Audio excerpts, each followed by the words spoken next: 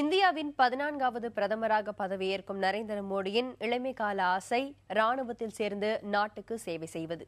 ஆனால் அதையும் தாண்டி இன்று பிரதமராக உயர்ந்து நாட்டுக்கு சேவை செய்யும் வாய்ப்பு அவருக்கு கிடைத்திருக்கிறது. நரேந்திர மோடியின் இளமை கால வாழ்க்கையை சற்றே திரும்பி பார்ப்போம். நரேந்திர மோடி குஜராத் மக்களால் நரேந்திர பாய் என அன்புடன் அழைக்கப்படும் இவர் குஜராத்தின் மெஹ்சானா மாவட்டத்தில் உள்ள வட்நகர் பகுதியில் 1950ஆம் ஆண்டு செப்டம்பர் 17ஆம் தேதி பிறந்தார். தாமோதரதாஸ் மூல்சந்த் மோடி ஹீராபென் தம்பதியின் 6 குழந்தைகளில் 3ஆவதாக பிறந்தவர் மோடி.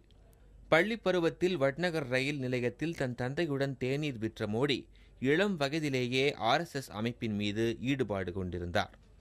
9 வயது சிறுவனாக இருந்தபோது தப்தி ஆற்று வெள்ளப்பெருக்கில் பாதிக்கப்பட்டவர்களுக்கு நண்பர்களுடன் இணைந்து உணவு மற்றும் நிவாரணப் பொருட்களை வழங்கினார். பாகிஸ்தானுடனான போரின் போது ரயிலில் செல்லும் இந்திய ராணுவ வீரர்களுக்கு தேநீர் வழங்குவதை பெருமையாக கருதிய மோடி தானும் இராணுவத்தில் சேர்ந்து நாட்டுக்காக பணியாற்ற வேண்டும் என்ற ஆர்வம் கொண்டிருந்தார். இதற்கு குடும்பத்தினர் எதிர்ப்பு தெரிவித்ததால் பள்ளி படிப்பை முடித்த கையுடன் 1967ஆம் ஆண்டு வீட்டை விட்டு வெளியேறி இமயமலை சென்ற மோடி ரிஷிகேஷிலும் பின்னர் மேற்கு வங்கத்திலும் உள்ள ராமகிருஷ்ண ஆசிரமத்திலும் தங்கினார். இதற்கிடையே வீடு திரும்பிய அவருக்கு ஜசோதா பென் என்பவரை குடும்பத்தினர் திருமணம் செய்து வைத்துள்ளனர்.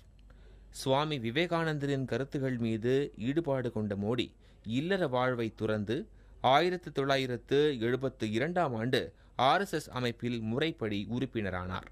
துடிப்பு மிகுந்த இளைஞராக RSS அமைப்பில் செயல்பட்ட நரேந்திர மோடி குஜராத் அரசின் ஊழல்களுக்கு எதிரான நவ நிர்மாண் இயக்கத்தில் இணைந்து பணியாற்றினார். பள்ளி படிப்பில் சராசரி மாணவராக திகழ்ந்த போதிலும் அரசியல் அறிவியல் படிப்பில் நரேந்திர மோடி முதுகலை பட்டத்தை பெற்றவர். 1975ஆம் ஆண்டு இந்திரா காந்தி தலைமையிலான மத்திய அரசு நெருக்கடி நிலையை பிரகடனப்படுத்தியது. அதற்கு எதிராக களத்தில் குதித்தவர் மோடி.